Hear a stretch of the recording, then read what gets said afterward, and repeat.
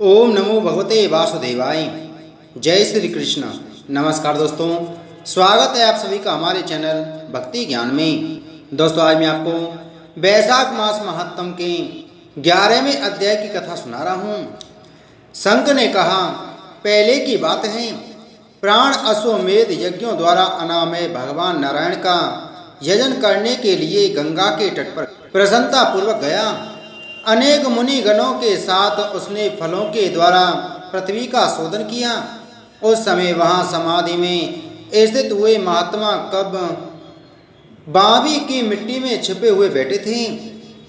हल जोतने पर बावी गिर जाने से वे बाहर निकल आए और क्रोध पूर्वक देखकर सामने खड़े हुए महाप्रभु प्राण को साफ देते हुए बोले, देवेश्वर, आज से लेकर आपकी महिमा तीनों लोकों में विशेष तरह भूलोक में प्रसिद्ध न होगी।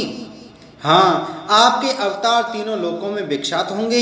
व्याध, तभी से संसार में महाप्रभु प्राण की महिमा प्रसिद्ध नहीं हुई। भूलोक में तो उसकी ख्याति विशेष रूप से नहीं। व्याध ने पूछा, महामते, भगवान विष्णु के रचे हुए करोड़ों एवं सहस्त्रों सनातन जीव नाना मार्ग पर चलने और भिन्न भिन्न कर्म करने वाले क्यों दिखाई देते हैं?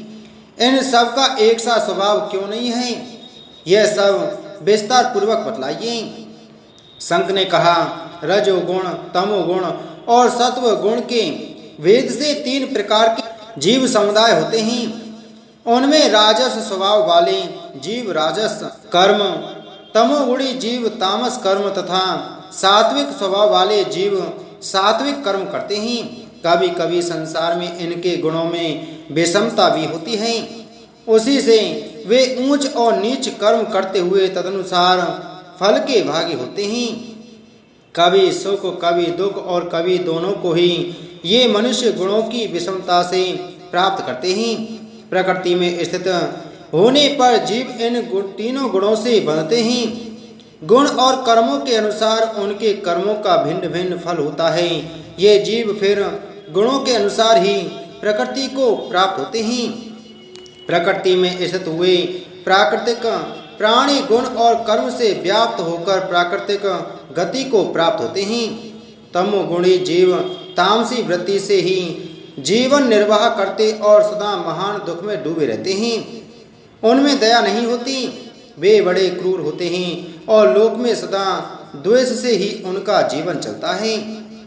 राक्षस और पिशाच आदि तमोगुणी जीव हैं जो तामसी गति को प्राप्त होते हैं। राजसी लोगों की बुद्धि मिश्रित होती है। वे पुण्य तथा पाप दोनों करते हैं। पुण्य से स्वर्ग पाते और पाप से यातना भोगते हैं। इसी कारण ये मंदभाग्य पुरुष बार बार इस संसार में आते जाते रहते हैं। जो सात्विक स्वभाव के मनुष्य हैं वे धर्मशील, दयालु, श्रद्धालु, दूसरों के दोष न देखने वाले तथा सात्विक वृत्ति से जीवन निर्वाह करने वाले हैं। इसलिए भिन्न भिन्न कर्म करने वाले जीवों के एक दूसरे से पृथक अनेक प्रकार के भाव हैं। उनके गुण और कर्म के अनुसार महाप्रभु विष्णु अपने स्वरूप की प्राप्ति कराने के लिए उनसे कर्मों का अनुष्ठान करवाते हैं। भगवान विष्णु पूर्ण काम हैं। उनमें विषमता और निर्दयता आदि दोष नहीं हैं। वे समभाव से ही सृष्टि, पालन और संहार करते हैं।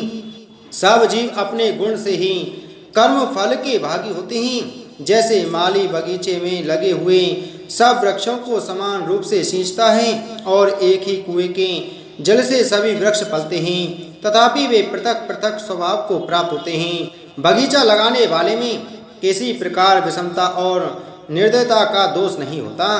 देवादिदेव भगवान विष्णु का एक निमेष ब्रह्मा जी के एक कल्प के समान माना गया है। ब्रह्म कल्प के अंत में देवादिदेव शिरोमणि भगवान विष्णु का उन्मेष होता है, अर्थात वे आंख खोलकर देखते हैं। जब तक निमेष रहता है तब तक प्रलय है। निमेष के अंत में भगवान अपने उदर में स्थित संपूर्ण लोकों की सृष्टि करने की इच्छा करते हैं।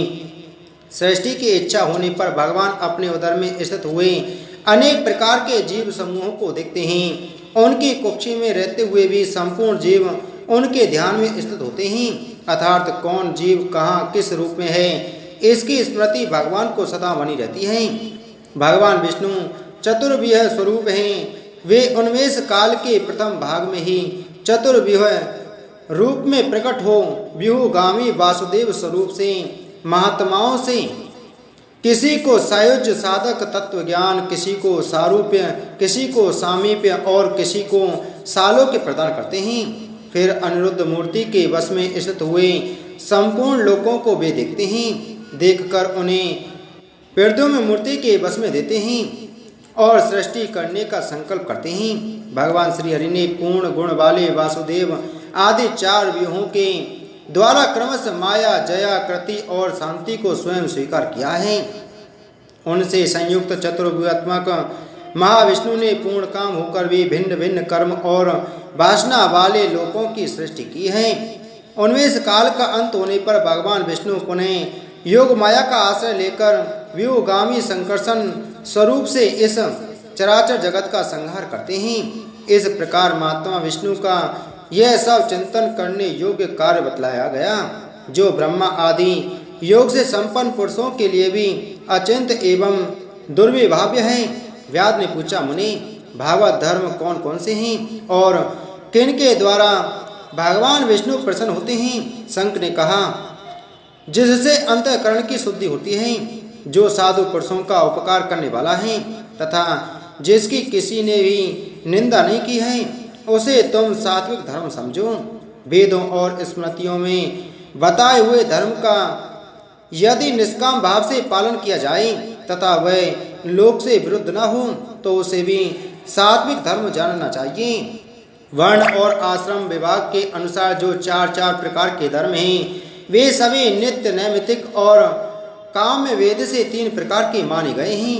वे सभी अपने अपने वर्ण और आश्रम के धर्म जब भगवान विष्णु को समर्पित कर दिए जाते हैं तब उन्हें सात्विक धर्म जानना चाहिए। वे सात्विक धर्म ही मंगलमय भागवत धर्म ही अन्यान्य देवताओं की प्रीति के लिए सकाम भाव से किए जाने वाले धर्म राजस माने गए हैं। यक्ष, राक्षस, पिशाच आदि के उद्देश्य से किए जाने वाले लोक निष्ठुर हिंसात्मक निंदित कर्मों को तामस धर्म कहा गया है। जो सत्व गुण में स्थित हों, भगवान विष्णु को प्रसन्न करने वाले शुभकारक सात्विक धर्मों का सदा निष्काम भाव से अनुष्ठान करते हैं, वे भागवत विष्णु भक्त माने गए हैं। जिनका चित्त सदा भगवान विष्णु में लगा रहता है, जिनकी जिह्वा पर भगवान का नाम है और जिनके हृदय में भगवान के चरण विराजमान हैं, वे भागवत कहे गए हैं। जो सदाचार परायण, सबका उपकार करने वाले और सदैव ममता से रहते हैं, वे भागवत माने गए हैं। जिनका शास्त्र में, गुरु में और सत्कर्मों में विश्वास है तथा जो सदा भगवान विष्णु के भजन में लगे रहते हैं, उन्हें भागवत कहा गया है। उन भागवत भक्त महात्माओं को जो धर्म नित्य माने हैं, जो भगवान विष्णु को प्रिय हैं तथा वेदों और स्मृतियों में जिनका प्रतिपादन किया गया है, वे ही सनातन धर्म माने गए हैं। जिनका चित्त विषयों में आसक्त है, उनका सब देशों में घूमना, सब कर्मों को देखना और सब धर्मों को सुनना कुछ भी लाभकारक नहीं है। साधु पुरुषों का मन साधु महात्माओं के दर्शन से पिघल जाता है। निष्काम पुरुषों द्वारा श्रद्धा पूर्वक जिसका सेवन किया जाता है तथा जो भगवान विष्णु को सदा ही प्रिय है, वह भागवत धर्म माना गया है। भगवान विष्णु ने क्षीर सागर में सबके हित की कामना से भगवती लक्ष्मी जी को दही से निकाले हुए मक्खन की भांति सब शास्त्रों के सारभूत वैशाख धर्म का उपदेश किया है। जो दम रहित होकर वैशाख मास के व्रत का अनुष्ठान करता है, वह सब पापों से रहित हो सूर्य मंडल को भेद कर भगवान विष्णु के योगी दुर्लभ परम धाम में जाता है। जिस प्रकार द्विज श्रेष्ठ संघ के द्वारा भगवान विष्णु के प्रिय वैशाख मास के धर्मों का वर्णन होते समय वह 5 शाखाओं वाला बट वृक्ष तुरंत ही भूमि पर गिर पड़ा। उसके खोखले में एक विकराल अजगर रहता था। वह भी पाप योनि में शरीर को त्याग कर तत्काल दिव्य स्वरूप हो मस्तक झुकाए संघ के सामने हाथ जोड़कर खड़ा हो गया। इति श्री वैशाख मास महात्म 11वां अध्याय संपूर्ण। बोलो वैशाख मास महात्म की जय। बोलो विष्णु भगवान की जय।